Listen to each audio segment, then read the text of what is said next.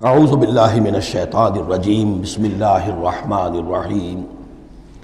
ان ربکم اللہ الذی خلق السماوات والارض فی ستۃ ایام، جان لو تمہارا پروردگار وہ اللہ ہے جس نے پیدا کیے آسمان اور زمین 6 دنوں میں، ثم استوی علی العرش، پھر متمکن ہوا ہے عرش پر۔ اب یہ عرش بھی جیسا کہ میں عرض کر چکا ہوں یہ بھی آیات متشابہات میں سے ہے، اس کی کوئی حقیقت بھی ہو سکتی ہے کہ کوئی واقعتاً مجسم کوئی شے ہو، کوئی چیز ہو فی الواقع کسی جگہ پر ہو، اور یہ بھی ہو سکتا ہے کہ اس سے مراد محض استعارہ ہو، واللہ عالم۔ عالم غیب کی یہ ساری خبریں جو ہیں، یہ میں نے جیسا کہ عرض کیا یہ مستقل طور پر یہ تو آیات متشابہات ہی میں رہیں گی، یہ تو عالم آخرت میں داخل ہونے کے بعد ہی اس کے حقائق منکشف ہوں گے۔ البتہ جو سائنٹیفک فنومینا وغیرہ ہیں ان کے بارے میں تدریجاً بعض آیات متشابہات جو ہیں وہ اب محکمات کی شکل اختیار کر چکی ہیں، بعد اور کر لیں گی، واللہ عالم۔ یغشی اللیل النہار، وہ ڈھانپ دیتا ہے رات کو دن پر، یا رات کو ڈھانپ دیتا ہے دن سے۔ یطلبہ حثیثاً، اور وہ اس کے پیچھے لگا ہوا آتا، دوڑتا ہوا، دن رات کے پیچھے رات دن کے پیچھے۔ والشمس والقمر، اور سورج کو پیدا کیا اس نے اور چاند کو، والنجوم، اور ستاروں کو، مسخرات بامرہ، اور یہ سب کے سب اس کے حکم سے اپنے اپنے کاموں میں لگے ہوئے ہیں، مسخر ہیں، جو بھی قاعدہ قانون ہے اس کی اطاعت کر رہے ہیں۔ الا لہ الخلق والامر، آگاہ ہو جاؤ اسی کے لیے ہے خلق اور اسی کے لیے ہے امر۔ یہ آیت جو ہے اس کے 2 مفہوم ذہن میں رکھیے، ایک تو ہے جو بہت سادہ ہے، سطحی مفہوم ہے، وہ بھی درست ہے کہ ایک ہے تخلیق اور ایک ہے پھر اللہ کا حکم، کائنات اس نے بنائی اور اب اس کا حکم ہے یہ کرو یہ نہ کرو، یہ اوامر ہیں، یہ نواہی ہیں، یہ شریعت ہے۔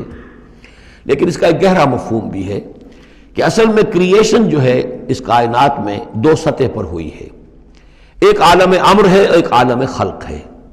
عالم امر میں صرف کریشن ایکس نہلو ہوتی ہے، عدم محض سے تخلیق،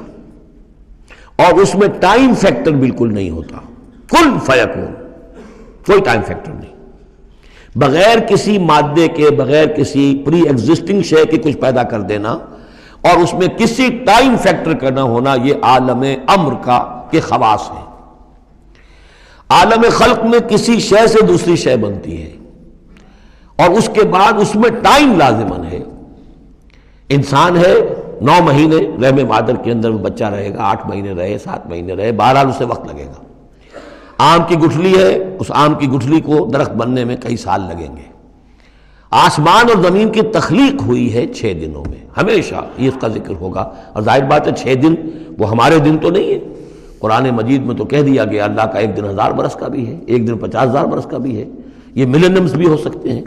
تو اللہ تعالیٰ نے بنایا ہے آسمان اور زمین کو 6 دنوں میں، تاحال یہ 6 دن ہمارے لیے یہ بھی آیات متشابہات میں سے ہے،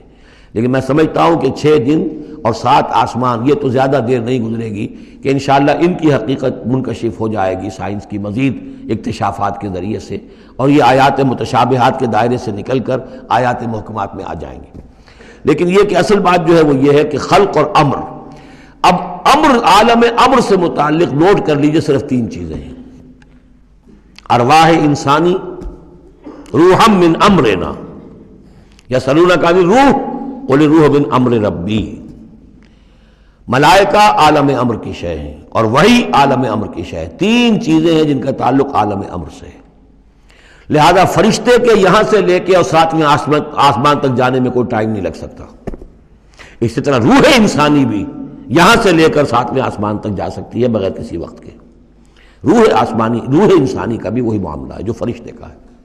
اس لیے کہ یہ عالم امر کی چیزیں ہیں، اور عالم امر میں ٹائم فیکٹر سرے سے ہے ہی نہیں، کن فیکون۔ البتہ عالم خلق کے اندر وقت لگتا ہے، سفر ہوتا ہے تو سفر میں وقت لگے گا، تخلیق ہوئی ہے تو اس میں وقت لگا، تو یہ ہے اس کا ایک گہرا مفہوم۔ لیکن بہرحال یہاں پر اب دیکھیے یہ قرآن مجید کا اعجاز ہے،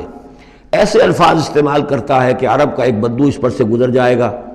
تو اس کو بھی کوئی پیچیدگی نہیں ہوگی۔ الا لہ الخلق والامر، اسی نے پیدا کیا، اسی کا حق ہے کہ حکم دے، بات صاف ہو گئی اور صحیح ہے، کوئی غلط بات تو نہیں ہے۔ وہ اپنی ذہنی سطح کے مطابق اس نے اس سے لے لیا، ہدایت پالی، مطمئن ہو گیا، چل پڑا۔ لیکن یہ کہ کوئی شخص فلسفی ہے، حکیم ہے، دانا ہے، وہ غور کرتا ہے، وہ دیکھتا ہے امر کا لفظ قرآن میں کہاں کہاں آیا ہے، کس معنی میں آیا ہے، کس کس جگہ پر آیا ہے، ان کو جوڑتا ہے، جوڑ کر نتیجے نکالتا ہے، تو معلوم ہوتا ہے کہ یہ تو دو بالکل ڈسٹنکٹ عالم ہیں ایک دوسرے سے، عالم خلق، عالم امر، اس کے قوانین جو علیحدہ ہیں، نوامیس علیحدہ ہیں، ان کے ضابطے علیحدہ ہیں۔ تبارک اللہ رب العالمین، بہت بابرکت ہے اللہ جو کہ تمام جہانوں کا رب ہے۔ صدق اللہ العظیم۔